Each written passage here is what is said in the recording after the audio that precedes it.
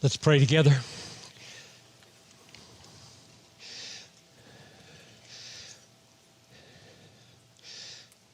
Father, I ask that you would grant that by the power of the resurrection, we would be able to sing in suffering and love our enemies.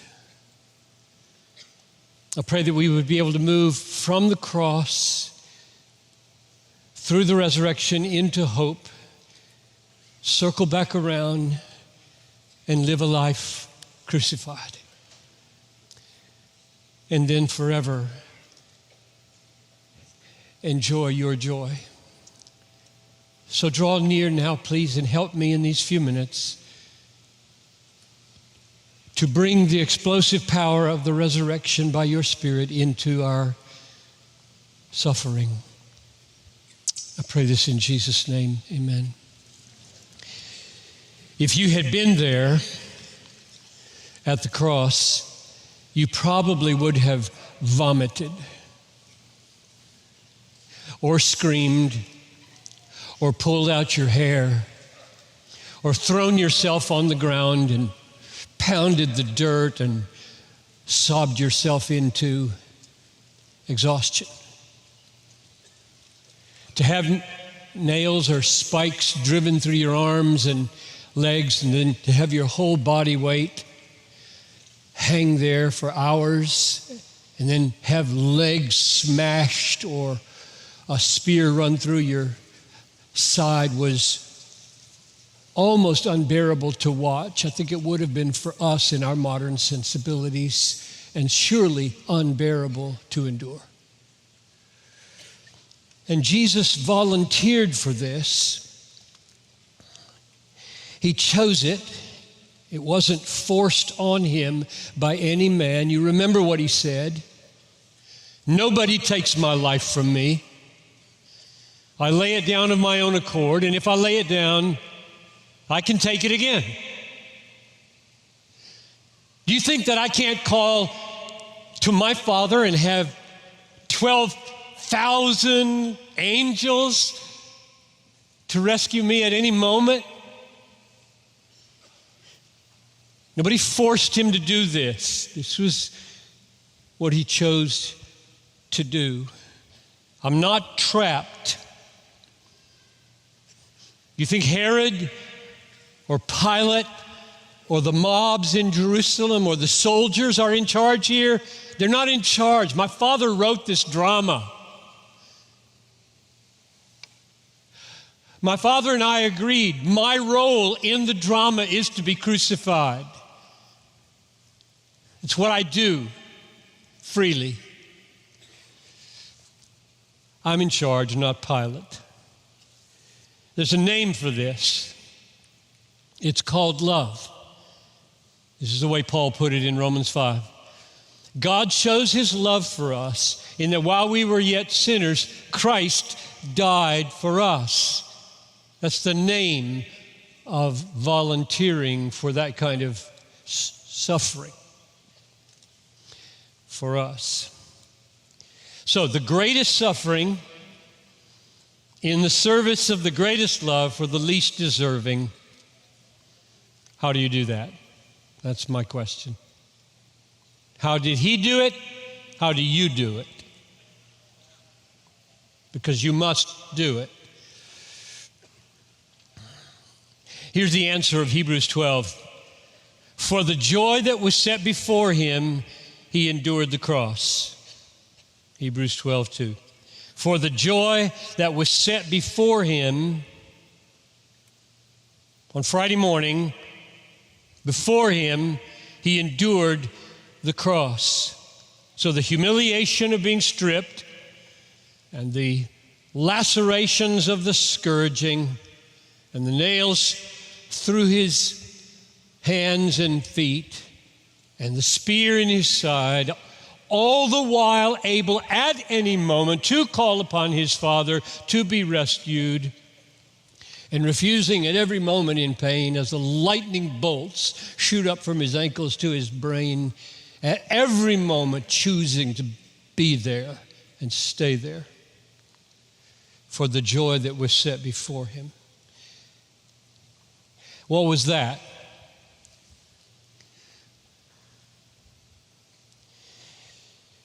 What was the joy beyond the horrors of crucifixion that kept him on the cross? What was the joy beyond the greatest act of love that enabled the greatest act of love to happen? Here's his answer. This is the answer of Jesus. No one takes my life from me. I'll lay it down of my own accord, and if I lay it down, I will take it up again. Destroy this temple, and in 3 days I will raise it up. The Son of Man must suffer many things and be killed. And in 3 days, he will rise from the dead. I will never die again. I will be an eternal high priest by the power of an indestructible life. All authority in heaven and on earth will be mine. I will be the king over all kings, Lord over all lords. I will be alive forevermore, and in my hand will be the keys of death and Hades. I will sit with my Father on his throne. I will have in my hand a check signed with my blood for the perfect, completed, irreversible purchase of my bride. I will be surrounded by angels and saints, crying with a loud voice, "Worthy is the Lamb who is slain to receive blessing and honor and wisdom and power and riches." And from my throne, I will build my church on earth. The gates of hell will not prevail against it. When the time is full, I will come in power and great glory. And I will fill the new heavens and the new earth with my glory. And I will say to my bride, enter the joy of your master. So when Hebrews 12:2 says, for the joy that was set before him, he endured the cross, that was the joy. The resurrection, that future, that hope, that joy, streaming from the future into the horrible present, holding him on the cross. If he were here, which he is, what he would say to you is this. So I'll let him say it.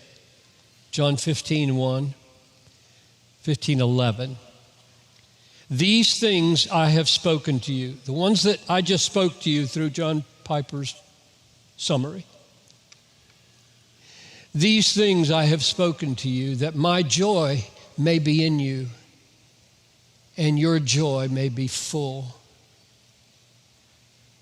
So, God intends for the joy that was set before Jesus, that gave him the power to endure the greatest suffering in the service of the greatest love for the least deserving, to be your joy for the same. That's what it means to be a Christian. To embrace the whole Christ, the suffering Christ, the risen Christ, the reigning Christ, the coming Christ, who at every point says that my joy may be in you and that your joy may be full. So the reason the resurrection has explosive power now is the same reason it did for him then. In his case, the hope of the resurrection had explosive power because of the joy that he saw holding him on the cross. And so it will be with us. For the joy that is set before us in the resurrection, we will endure the cost of love, no matter how high, for the least deserving. Right? That is Christianity. So let's take one crazy, glorious, example of somebody who lived this way and what it looks like. Acts chapter 16, the Apostle Paul, as you know, is preaching in Philippi. And there's this demon-possessed slave girl whose masters use her for fortune-telling and make a lot of money. And she keeps crying out after Paul while he's preaching, very annoyingly, "These are servants of the Most High God." And Paul has just had it after numerous days, and he turns and he says, "I command you in the name of Jesus Christ, come out of her." And the demon comes out, and these men lose their girl and their money. So pastors, you can preach all day, just don't mess with people's money unless you want to be faithful. So they're really angry at Paul, and they drag him before the magistrates, and they lie about them, and they strip them of their clothing and beat them with rods, throw them in prison without a trial, put them in the innermost prison, put their feet in stocks. So here's the picture. Paul and Silas shamed by being stripped, beaten with rods, sitting in the deepest prison, feet in stocks, sleepless at midnight, and you know what they're doing.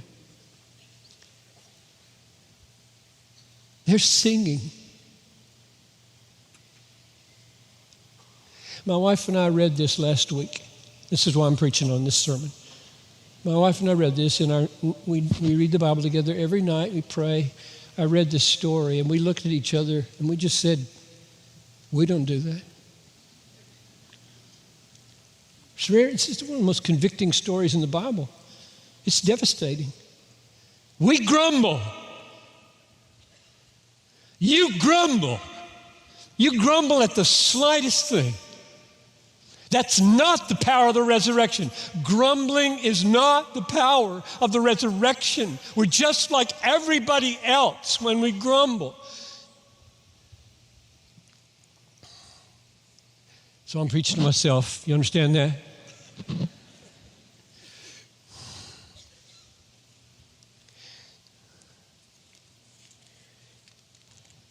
It says they were singing hymns. Now, there's a word for psalms. You can read it in Ephesians. Psalms, hymns, spiritual songs. And we know what psalms are. They're not singing psalms. They're singing hymns. Somebody wrote them besides David. Who wrote them? I don't know who wrote them. Paul probably wrote them.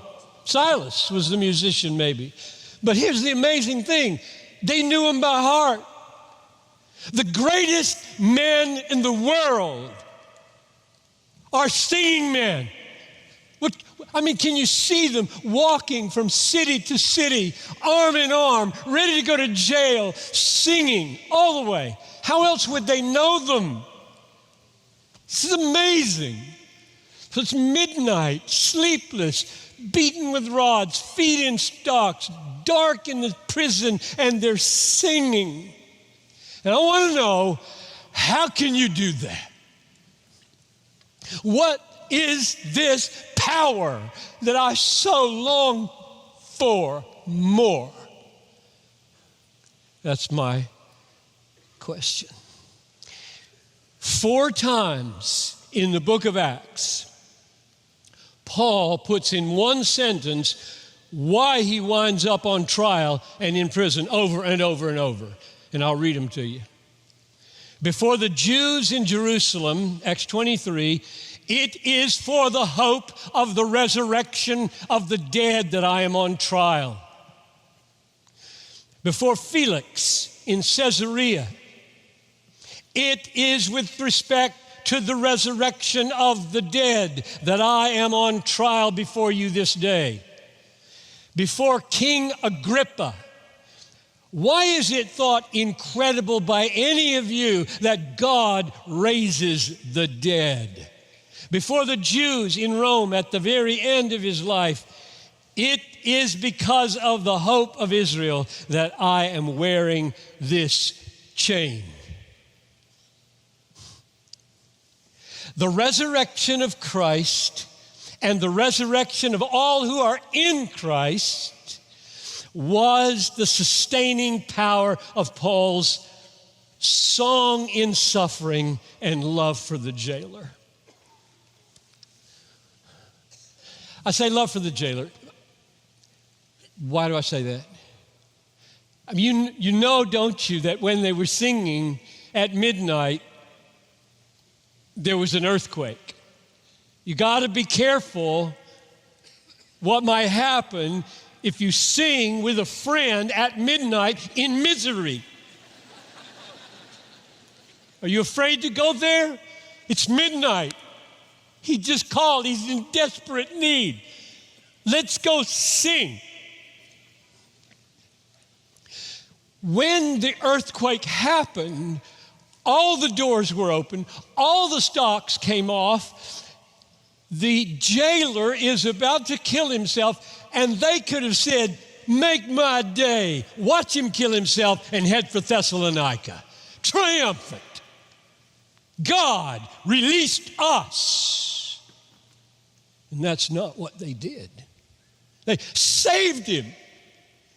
They saved his life. They saved his soul. And they welcomed this perhaps most undeserving man in Philippi into their eternal family. So I'm going to say, singing in the jail, loving the jailer, is the power of the resurrection fruit. And that's what I want. I hope that's what all of Nashville wants. It's a really religious city, you know. Probably pagan to the core underneath, but religion in the Bible Belt. But a lot of grumbling goes on here. And of course, all you people watching are just as bad. It's not about Nashville, it's about human nature. It's about Piper, after being a Christian for 67 years.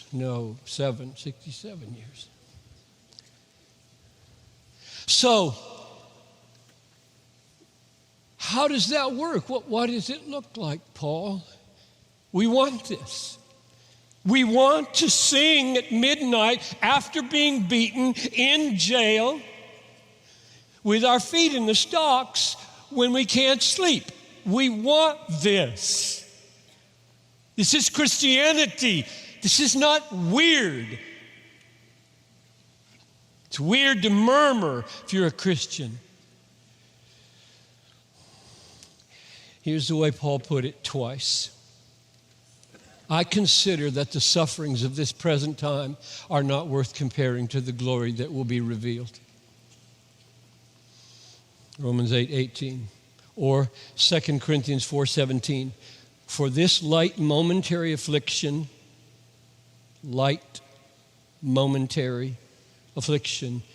is preparing for us an eternal weight of glory beyond all comparison.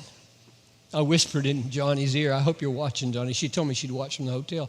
I whispered in her ear, this is for you. I wanted you to be here when I preach this because this is for you and us, if we have any sense.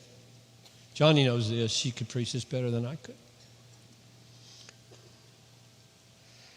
Jesus, let's just go behind Paul to Jesus for one more minute or two.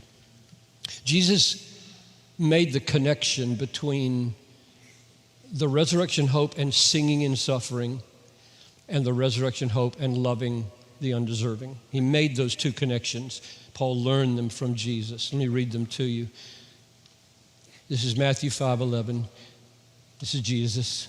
Let him say this to you. Blessed are you when others revile you and persecute you, say all kinds of evil against you falsely on my account, strip you of your clothes, beat you with rods, put you in stocks.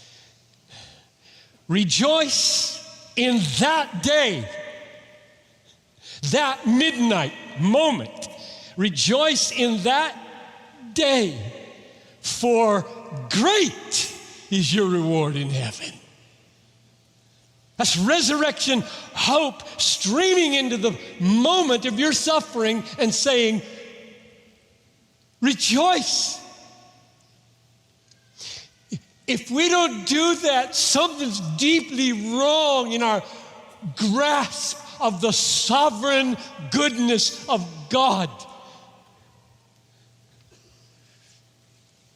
Here's the other place where he made the connection between hope and loving the undeserving. Johnny quoted this. Well, actually, it was on a video on her website that I saw her quote. But when you give a feast, invite the poor. This is Luke 14:14. When you give a feast, invite the poor, the crippled, the lame, the blind, the jailers, the slave girl. And you will be blessed because they cannot repay you. Next sentence. You will be repaid at the resurrection of the just.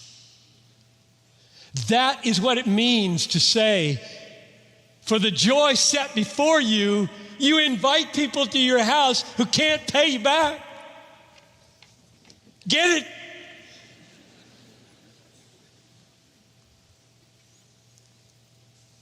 Now I assume, I'm almost done. I assume that I'm surrounded by people who love to sing. Me too. Oh, I love to sing. I wish I could sing. I do it anyway. I love to sing. So, how will we sing when our suffering comes? How will we sing to the Lord and love the jailer when our suffering comes? And I assume you know another thing, namely that this lavish setting, Bridgestone Cathedral, or whatever they call it, and Gaylord Resort. You understand, don't you, that these few days of living in this lavish, otherworldly, paradisical, unrealistic setting is an opulent aberration in the Christian life. You get that, don't you?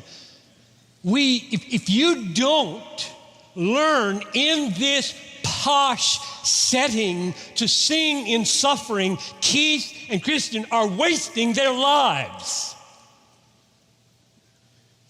I didn't ask him if I could say that. That's just true. You don't have to ask about truth. So I'm pleading with you, what will it be?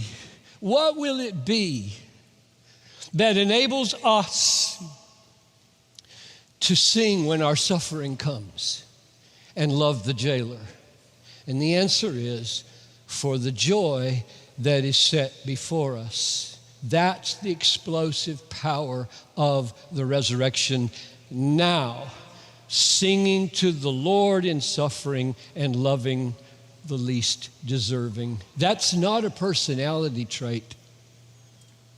That's Christianity. Let's pray. No guilt in life. No fear in death. This is your power, Lord Jesus, in us. to sing in suffering and to love the jailer. No power of hell, no scheme of man will ever pluck us from your hand until you return or call us home. The power to sing in suffering, the power to love the jailer. Oh, risen Christ, pour out this explosive power on us all, I pray. In Jesus' name, amen.